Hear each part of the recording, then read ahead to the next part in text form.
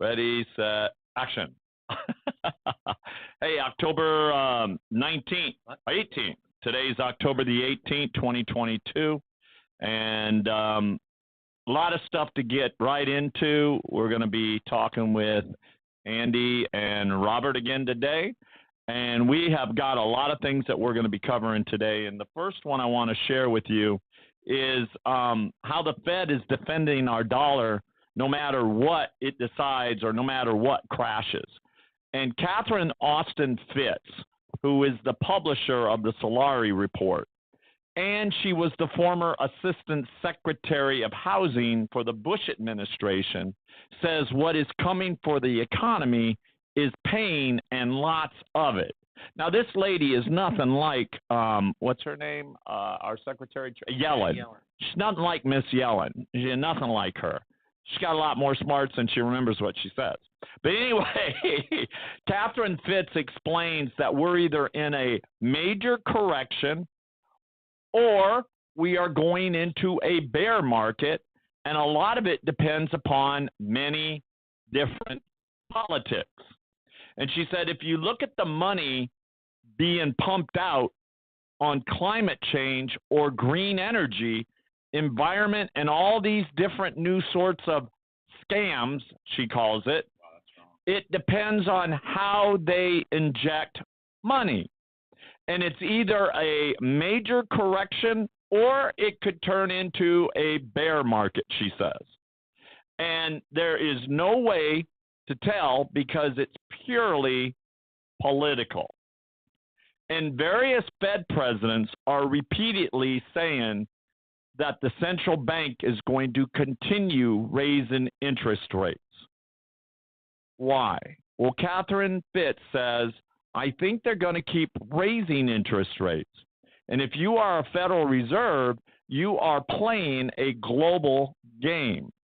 And what you have to do is protect the reserve currency status.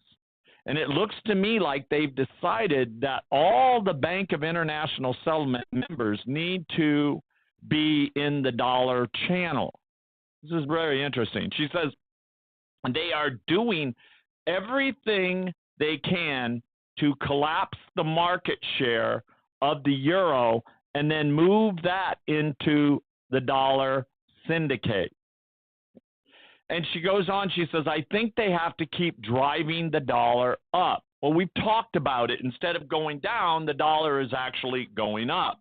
Well, that's what she says. They have to drive the dollar up.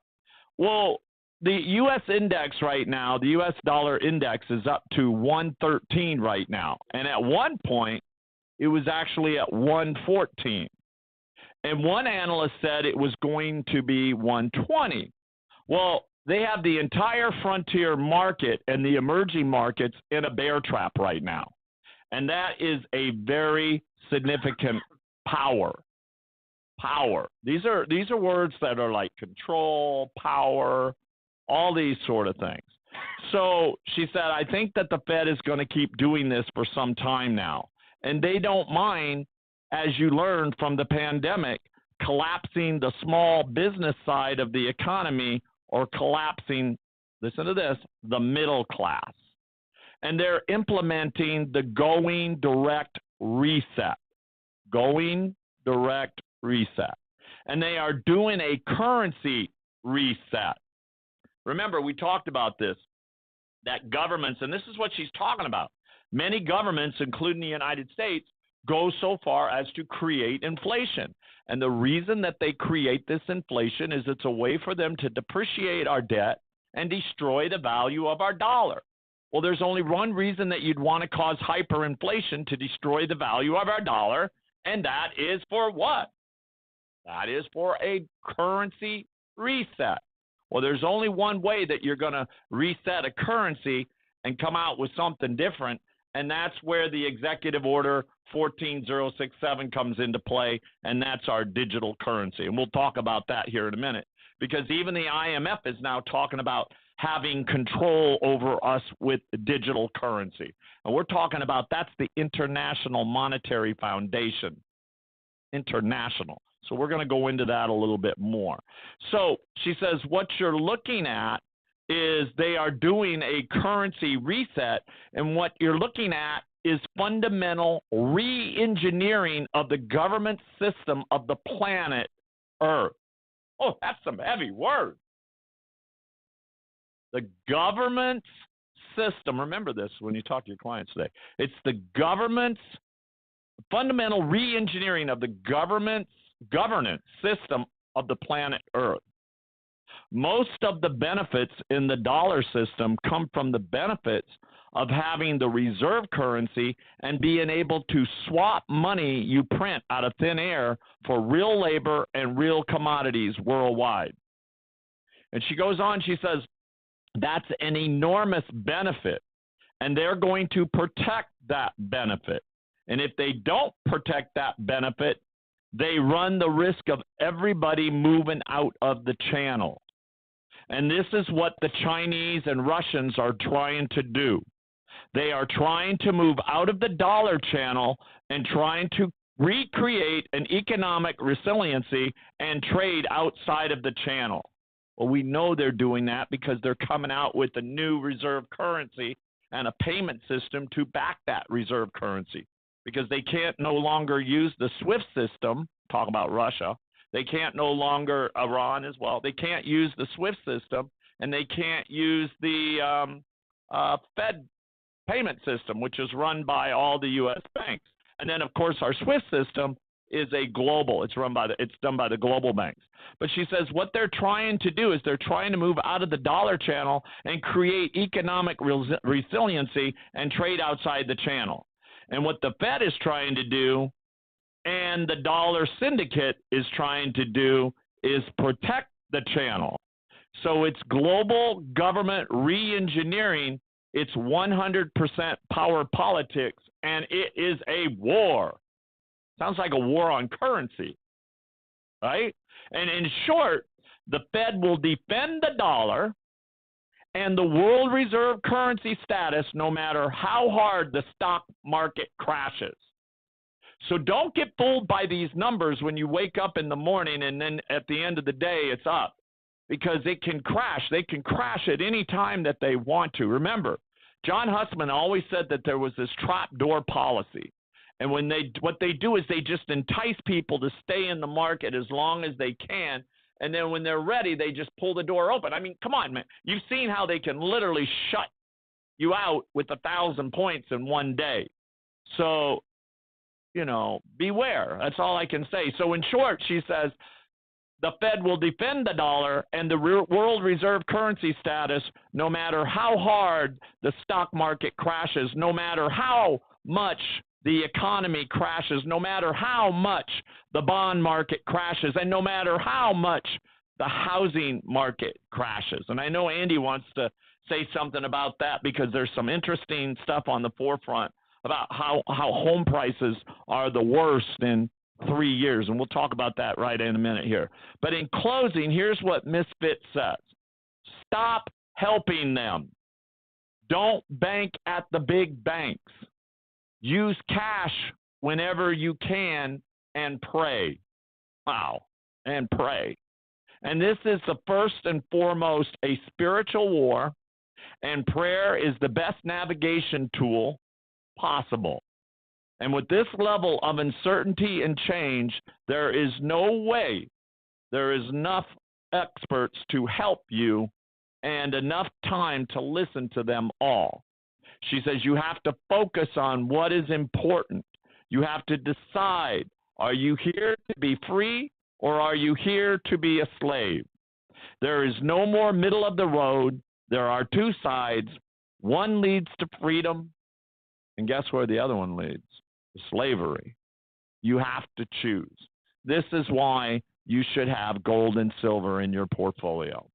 So, Andy, she mentioned something about real estate, mortgages, these sort of things. I know you've been really delving into this, and on the forefront, they're talking about home prices the worst in 3 years. Can you elaborate on this?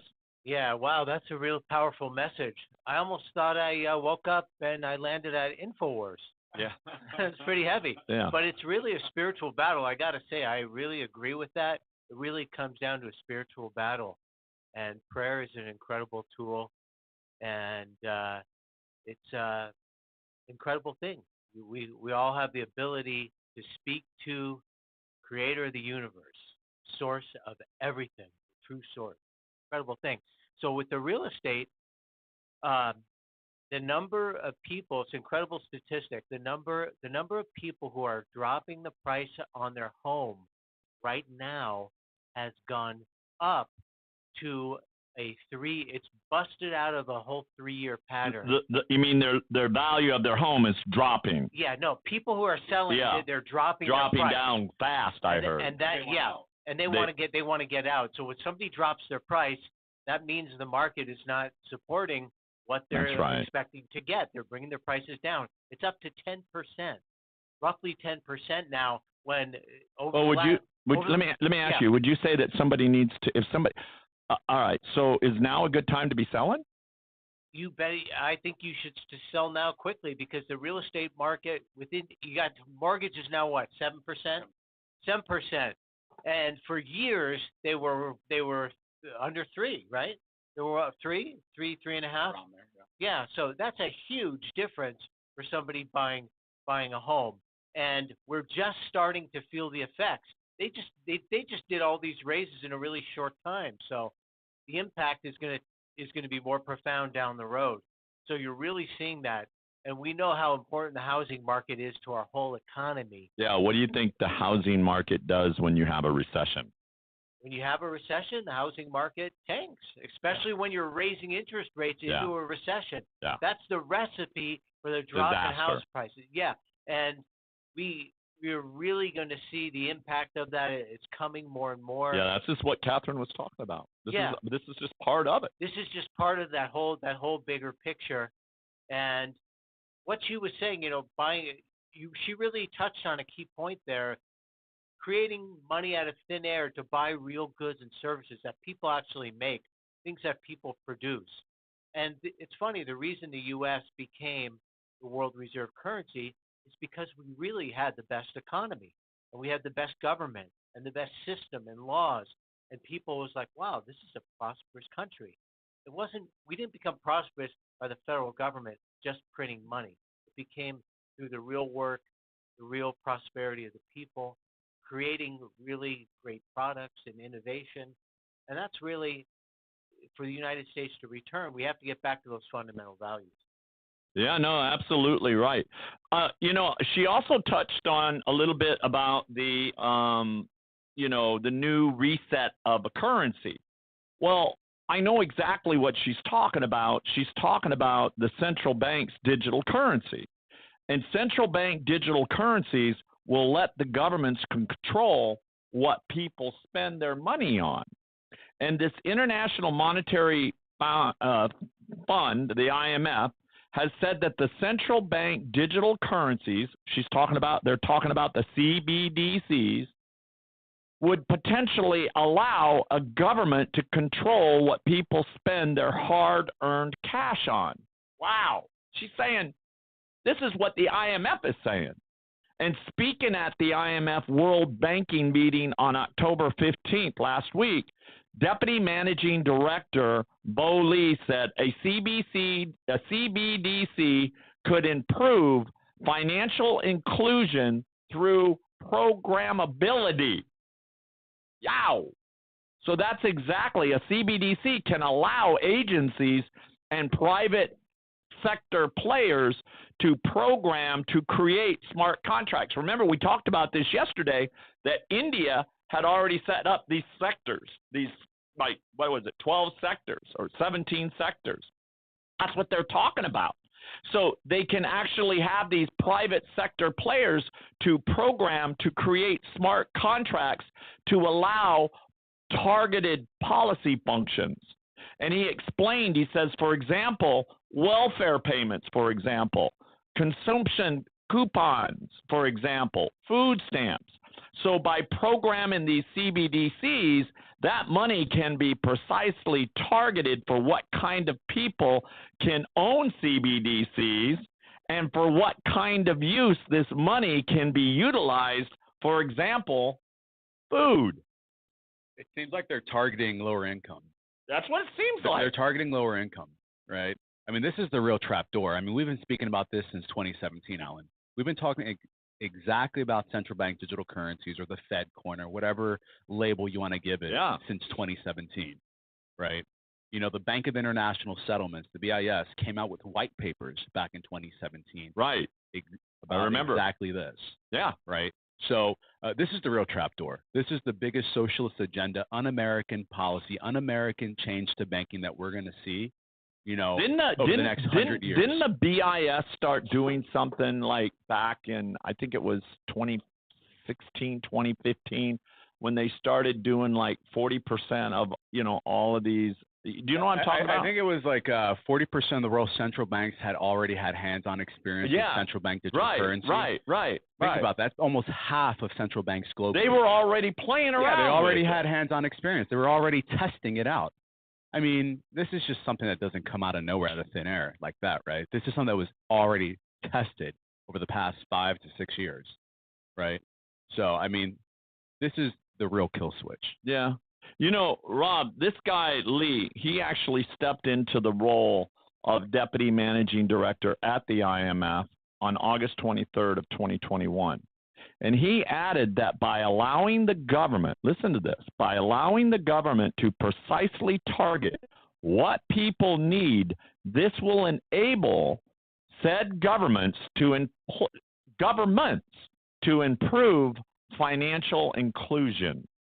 However, his comments were quick to garner a reaction from experts, including Nick Anthony, who was a policy analyst at the Cato Institute Center for Monetary and Financial Alternatives.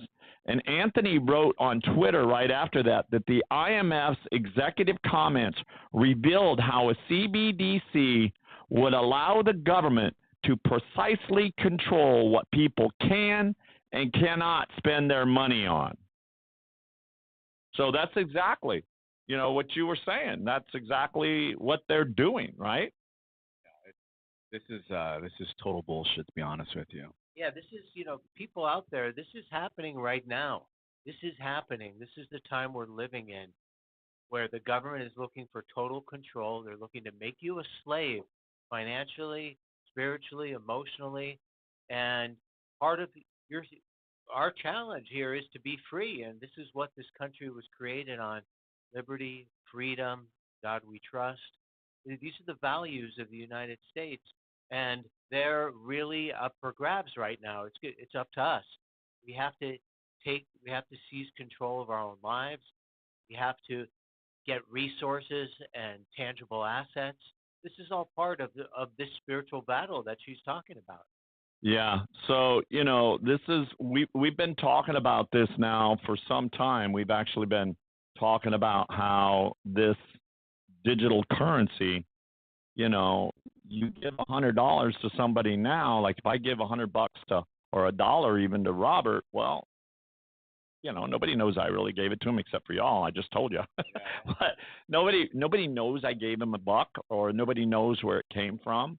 But now if you're starting to pay for this in any form of a digital currency, not only do they know where I got it from, but they know who I gave it to. And that is the tax authority's dream. And that can be traced all the way down, and you know what that is. Hey, listen, switching over, I want to talk about the casino. And I don't mean the casino like you go and you put money on the table, like, and there's people smoking, and you know, and you're losing your shirt, right? I'm talking about casino banking. And what I'm talking about are these Wall Street mega banks where they've traded more in their federally insured bank than the total for their bank holding company. Listen, this came out. I saw this today, and I'm like, you know, it's my duty to actually share this with everyone. And this was by Pam Martins and Russ Martins. They're husband and wife. They're financial analysts, political analysts. They're bankers, former stockers, all this. And they said when something happens for the first time in history at federally insured banks, Congress and federal regulators need to pull their heads out of the sand and pay attention. We were talking about that the other day. Ostrich, right? Yeah. Well, and they say we're talking about the fact that in the second quarter of this year, trading revenues at federally insured commercial banks eclipsed the trading revenues at bank holding companies, which typically include subsidiaries where traders actually have license to trade. Now, wait. And the latest data on what is happening inside the largest federally insured banks comes from the OCC, the Office of the Comptroller of the Currency. So this ain't a hoax. This is factual numbers. And they actually show some pages that I can't show right here, but the federally insured banks generated a total, I'll just tell you, they generated a total of $10.3 billion in trading revenues in the second quarter versus $10.2 billion for the bank holding companies, or 101% of the bank holding company revenues. That's never happened before, according to the data that's provided by the OCC. Well, this report provides the following historical perspective. Listen to this. Before the 2008 financial crisis, trading revenues at banks typically ranged from 60% to 80% of consolidated bank holding company, BHC, trading revenue. And since 2008, financial crisis and the adoption of bank charters by former investment banks like Goldman Sachs and Morgan Stanley, the percentage of bank trading revenue to consolidated BHC, bank holding company, trading revenue has decreased and is typically between 30% and 50%. You guys following this? Yeah. You catching it? Yeah. Okay.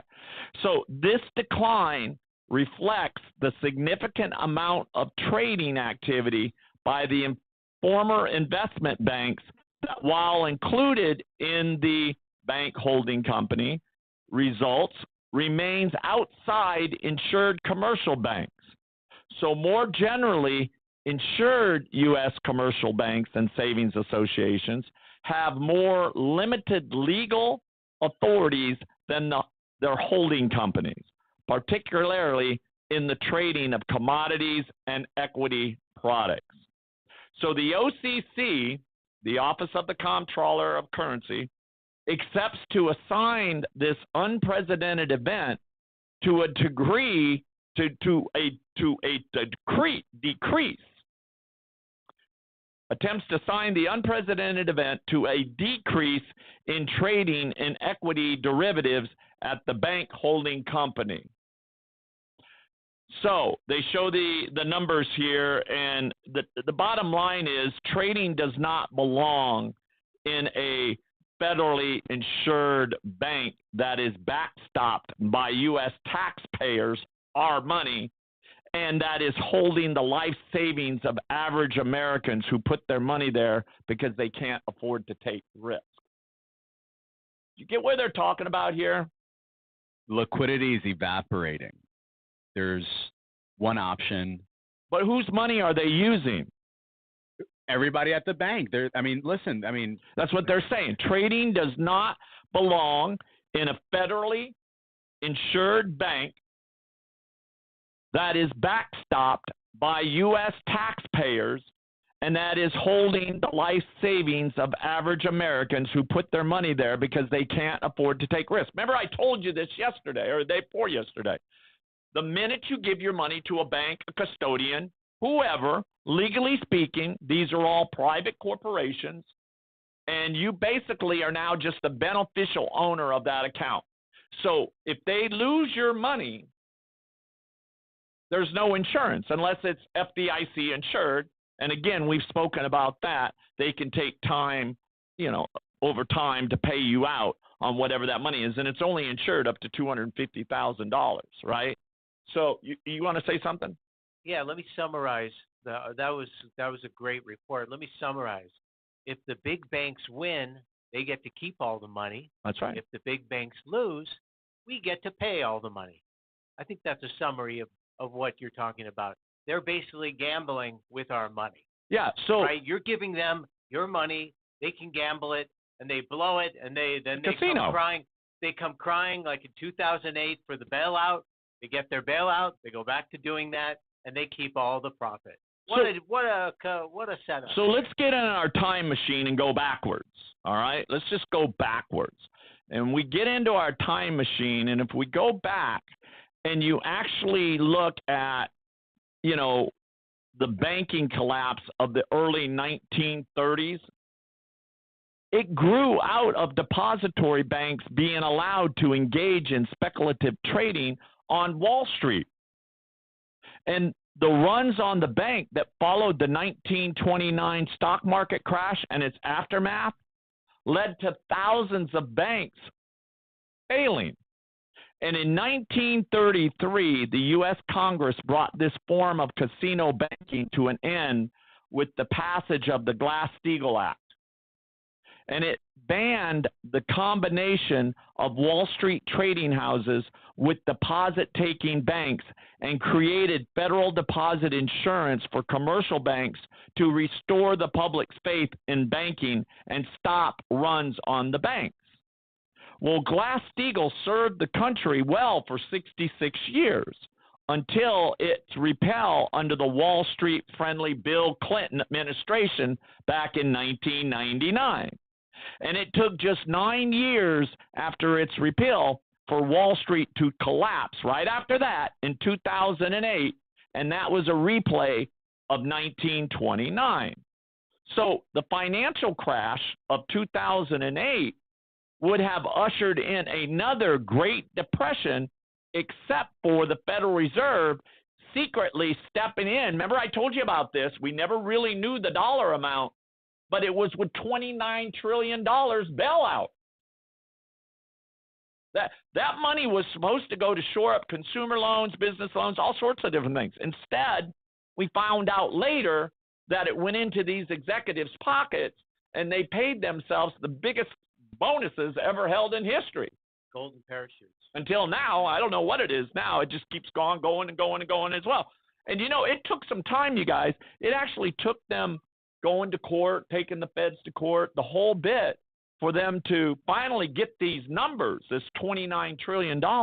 And the Fed chairman, who just received a Nobel Prize, we're talking about Bernanke. I can't even say the guy's name. But the Fed chairman, who just received a Nobel Prize in economics for his work during the 2008 financial crisis, Ben Bernanke, is the same man who battled the media in court for more than 2 years. In other words, trying to keep it from being produced, right? Yeah. For 2 years, rather than come clean with the details of the unprecedented bailout of not commercial banks that finance the real economy. And Wall Street trading houses such as Citigroup, Morgan Stanley, and Merrill Lynch that finance speculators. And Bernanke was in reality bailing out his and the Fed's failure to regulate these casino banks before they blew themselves up.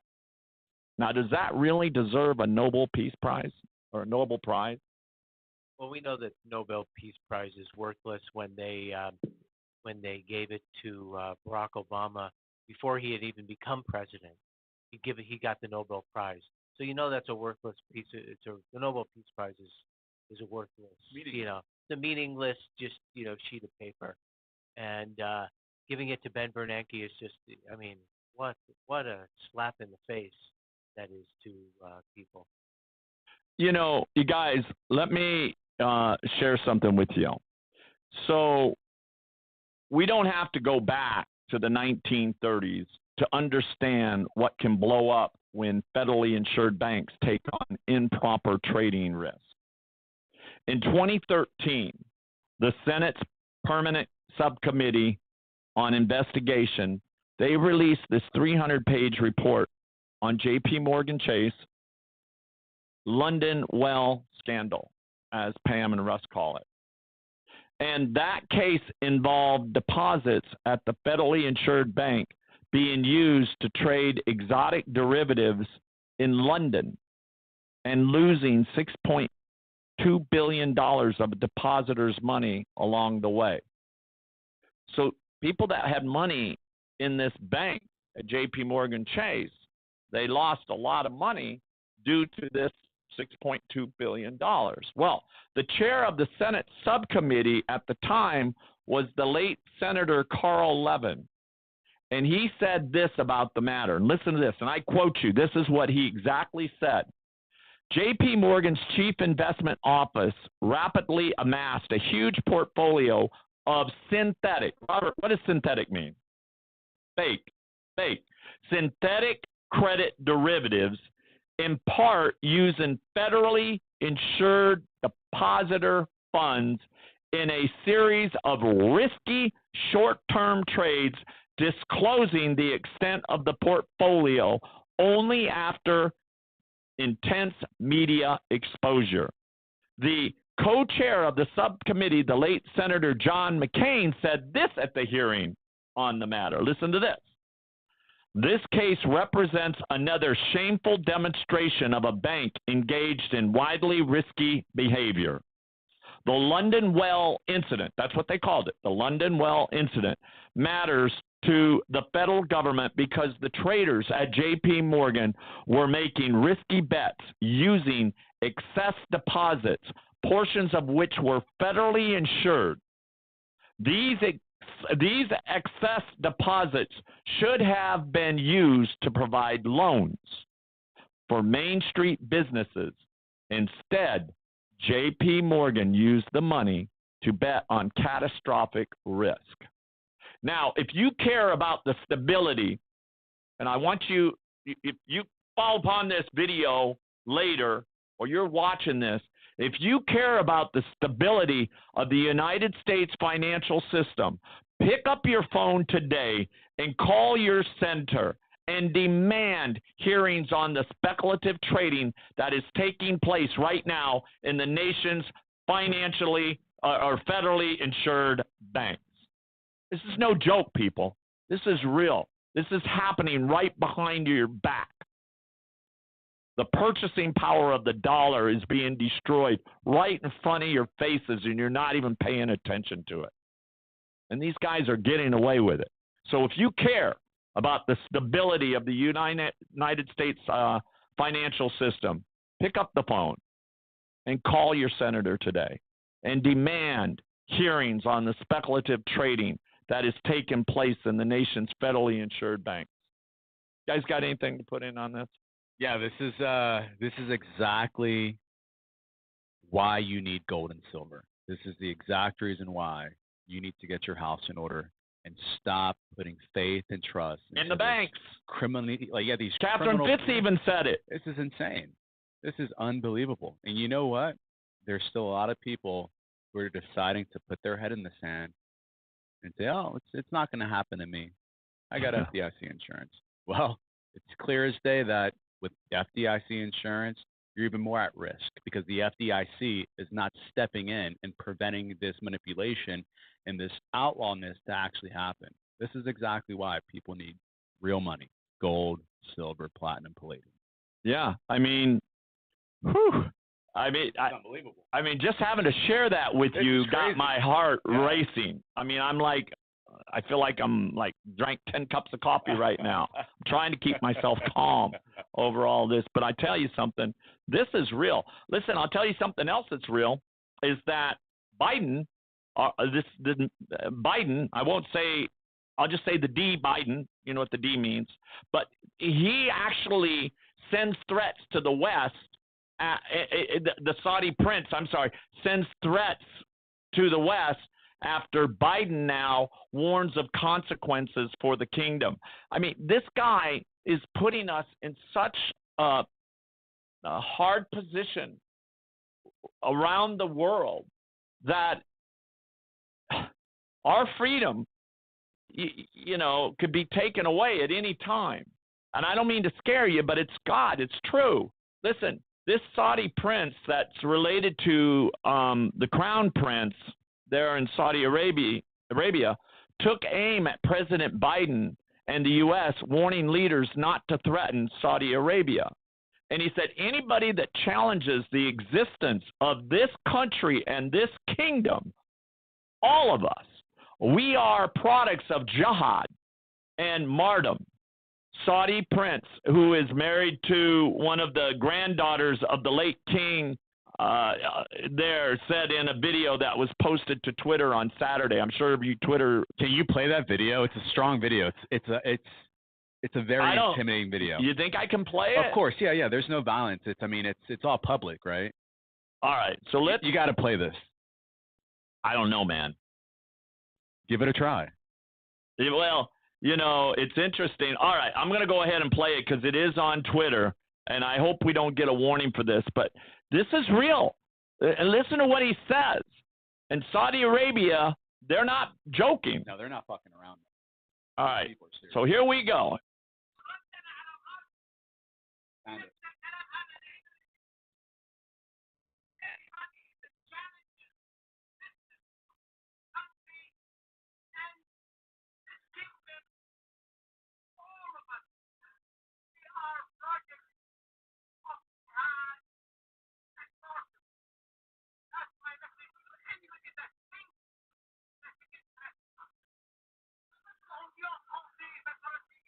And now he goes into speaking French. Yeah, he's not playing.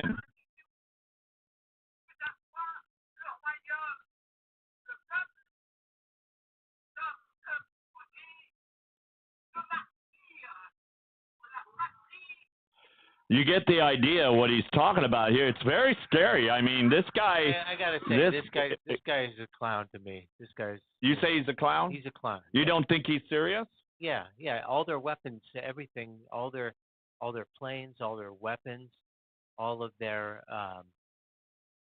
Go ahead. All their weapons, everything comes from the United States, and for them to act like they, look, I don't think Biden should be threatened them. I think that was a stupid move, and everything Biden does seems to fall into that category of stupid. But I don't know. I don't trust the Saudis. I don't trust them. These guys, Robert, United States has been. You guys keep cutting in and out. No, I'm not touching anything. Oh no! Here we go again. There they are. Okay. All right. United States has been their biggest supporter. Their biggest enemy is Iran, right? Iran and Saudi Arabia are basically jostling for power in the Middle East. Okay, so the United States has been a huge supporter. All their weapons come from us. They with Trump, I think things were a lot better. Trump he passed those Abrahamic Accords. He brought these countries together, established peace between many Arab countries and Israel.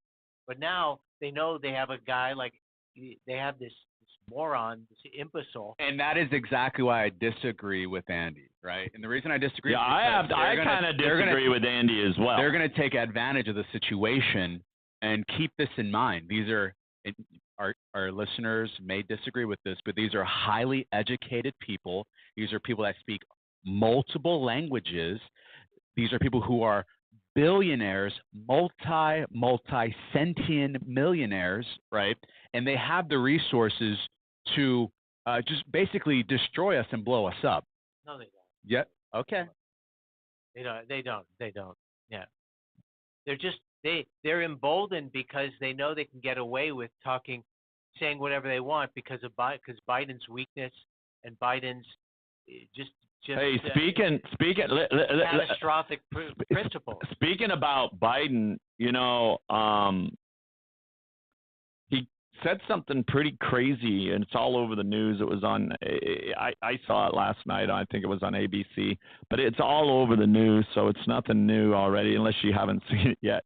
But Biden literally wrongly said that Bo, his son, which I totally, feel for Biden. He lost his son. I know how, that it's hard when you lose people.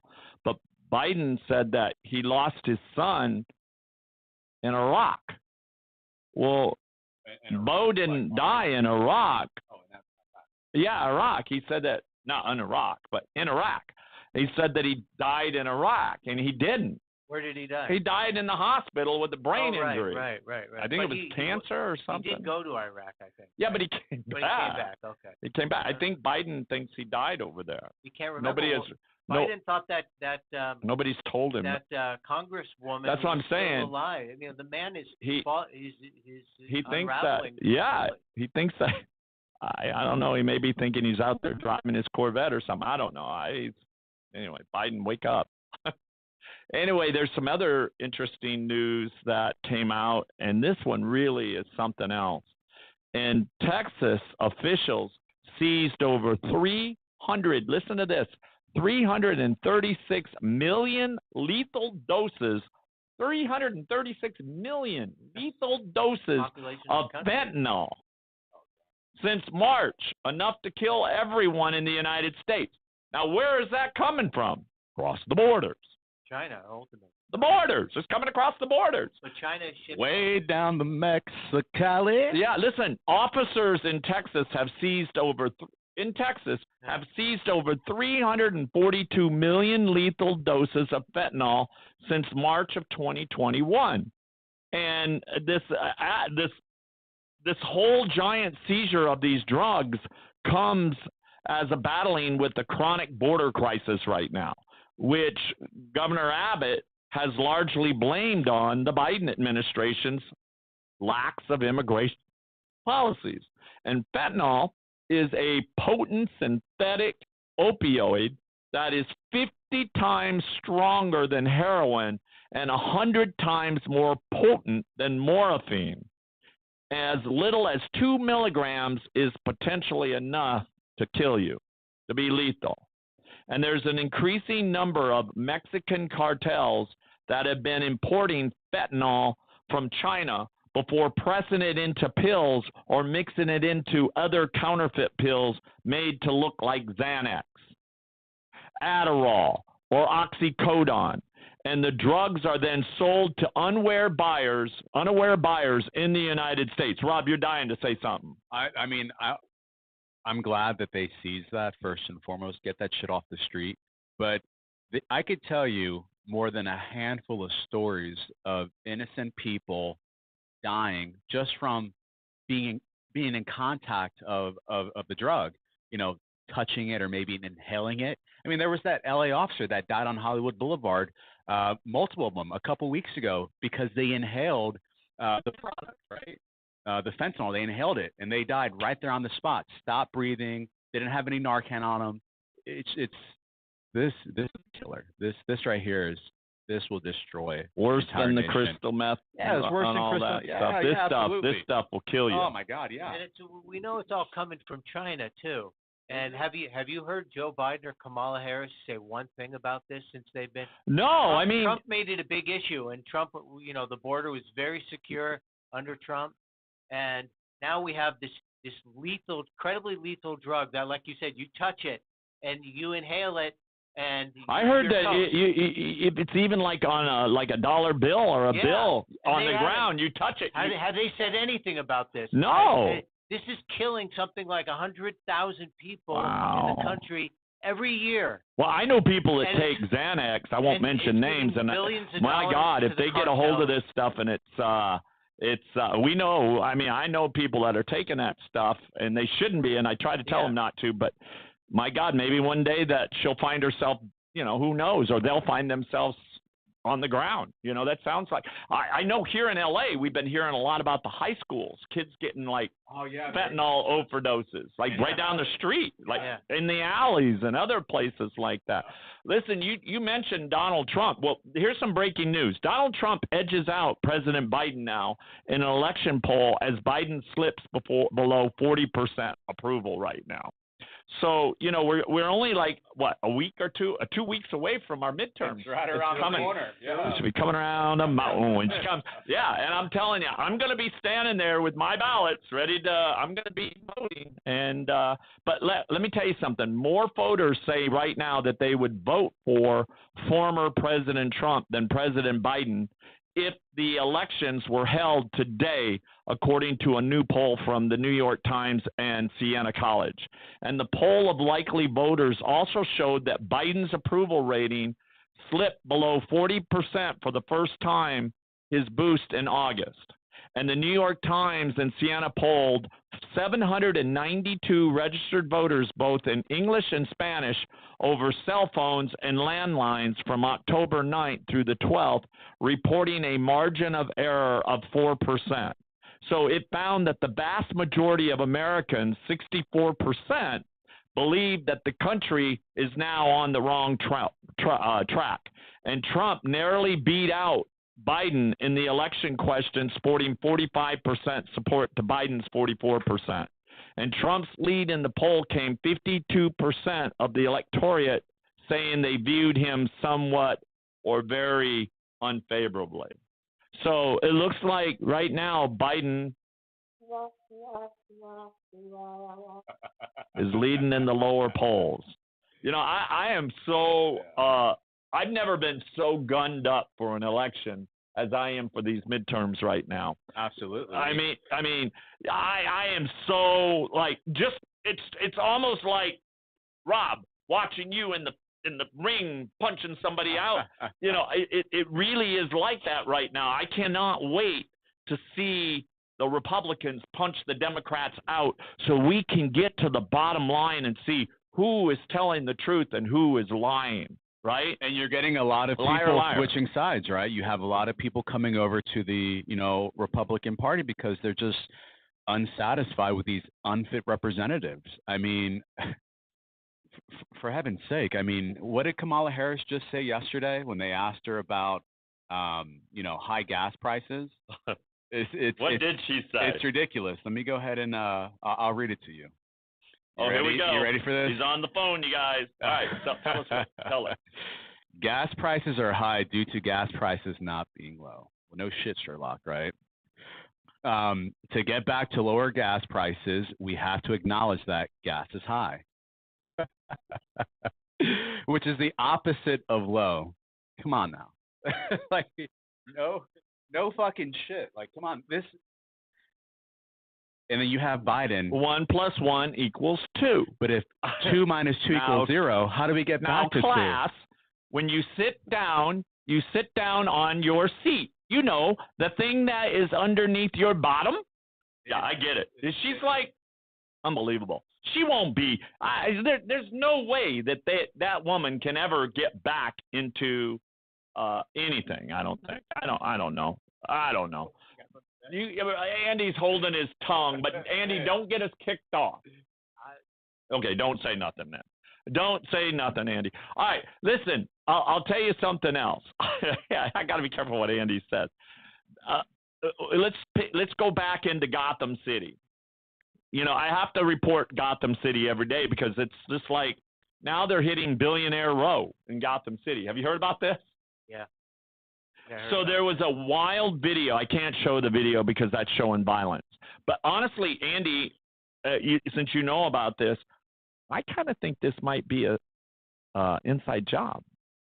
What makes you think that? Because, I mean, look, this video shows these thieves targeting a jewelry store on New York City's Billionaire Row. All right, think about this. Billionaire Row. Now, I have a connection to like diamonds and things like this as well. You lock these things up. You put them in bolts and you lock them up. You don't leave them in cases at night when you shut your business down. No, not at all. So listen to this. This is why I think it was an inside job, because I watched them first of all bust through the glass. All right. Well, if you're Billionaire Row, so listen to this. This is an area that is along the southern end of the Central Park in Manhattan. Very influential area. It's a very nice area. And this area is home to the ultra-luxury residential skyscrapers and some of the world's wealthiest people. And NYPD Crime Stoppers tweeted a video showing the wild smash and grab at Selene Jewelries, which is at 460 Park. We're talking Big money. Big money here. And the three thieves, they used a sledgehammer to blast through the front door, and within minutes, yeah, I watched the whole thing. The guy fell down on the tempered glass, and within 3 minutes, they stole more than $500,000 worth of jewelry. Now, I was watching this whole thing, and, you know, when we're talking about the building, it's 432 Park Avenue. This is a residential skyscraper that is part of Billionaires Row and has some of the most expensive condos in the city. And the median unit sells for, just the average median unit sells for tens of millions of dollars.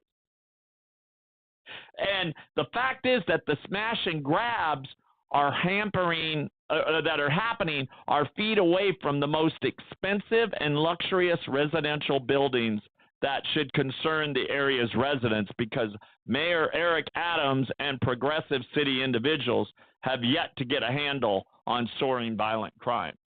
But honestly, that's what they're saying. I got a funny feeling this was an inside job, because who in the world would leave $500,000 worth of jewelry or gold or whatever they had in there? Get your state in order, man. Holy crap. Get your state in order. Do something about this shit. I mean, come on. That's crazy. I mean, think about it.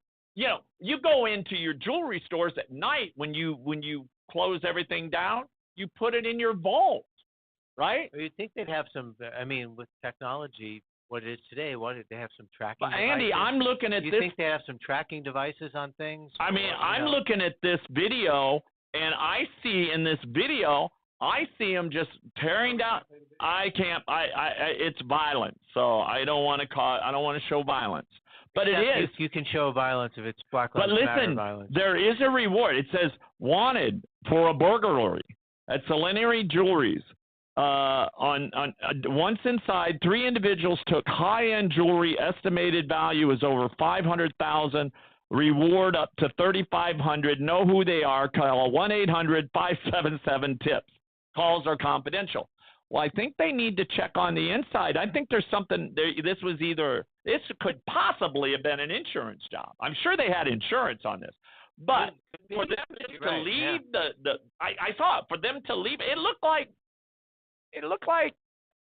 I don't know. It just looked like you might have been at a surf shop and you left things in the case at night. You didn't lock it up. It's crazy. It don't sound right. Something is off about this whole thing. Surely they're going to investigate. You want to say something? I mean, I just saw the video like seconds ago. Did you see it? Yeah, I'm like, you would think they would have stronger, defensive glass. Not even that. At nighttime, you lock that stuff up. Well, Look, you don't keep it in closed. You don't keep it in the cases. No, you put it away. You lock that stuff up, right? You just lock it up. Hey, another thing that I want to touch on, and I know I kind of got away with this smash and grab stuff, but we talked about layoffs, massive layoffs coming. Well, Microsoft just cut about 1,000 jobs, according to Access. They just laid off 1,000, or I don't know if they laid them off or they just let them go. But across several divisions this week, Access reported on Tuesday, citing a source, making it the latest U.S. technology company to cut jobs or slow hiring amid a global economic slowdown. And the layoffs affected about 1% of Microsoft's total workforce of about 221,000. But that's just the beginning. And this is what we're talking about. Hey, I want to give you our number again. It's 800-753-8534, 800-753-8534, or 323-380-5485. Give us a call. If you have any questions about anything, you can just give us a call. He knows it's over. Yeah, no, it's not. My dog's over here. He wants to. Romeo. He heard me say it's time to go. He knows. Yeah, he's put his head up. Ro said that. Ro knows. He's doing his stretches right now. Hey, listen. One other thing I want to touch on. So we've been getting a lot of comments about Andy and Andy's hair. So what we're going to do, we're going to schedule it for next week. We're going to actually bring in a stylist. You guys, you said he needs to cut the hair. So if y'all are out there listening, and listen, give us more comments. Tell us how you'd like to see his haircut. One guy came in and chimed in and said he should just go bald. That's what one guy said. Hey, he should just go bald. But, if you have any, and then another one said he needs to see a stylist, have a stylist. So we listen to you, and we're gonna do exactly that. And Andy, you're agreed to this, right? Have I agreed? I don't know. Yeah, Andy agreed. So we're gonna bring him in. We're gonna have a style. We're gonna set the cameras up so that Andy is professionally seen getting his hair cut. And if you guys want to see, you let us know what kind of haircut he should get. Should it be cut all off? Should it be just trimmed? Should he have? I mean, what do you think, Rob? What makes Andy is his hair. So I'm against cutting it off, but I Andy, think would you be open to maybe having some beads put in it, like in your dress, like make it? What'd be cool, Rob? I got an idea. I think it would look at it. I think it'd be cool. Andy, can you get in the camera a little bit better? Scoot over there you go. Okay. I think it would look really cool in dreadlock. Yeah, that would be cool. I actually have some little dreadlocks. Yeah, no, and put some colored beads in there. Colored beads? Yeah, man. that's too far out there. No! Yeah, that's too far out. Yeah, I mean. Yeah. Well, okay. So we'll figure this out, Andy, and we'll. How about this? How about we give a silver eagle to the person who comes up with the best solution? Oh, I love that idea. I love it. Yeah, silver eagle. And the one that we decide will get us. All right, we'll do that. All right, I'm all good. Whoever comes with the best idea. I like it. Okay. I tell you what, I've got an American eagle. Right. Nice. I'll do the American. Do the American. That's just the box.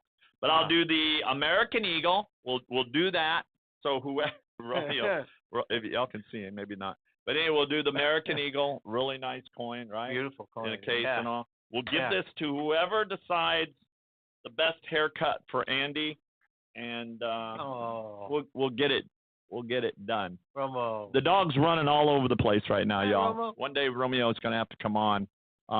If he doesn't cut us off. We'll have our own camera on Romeo is our mascot here. He walks all over the floor. He keeps everybody in check.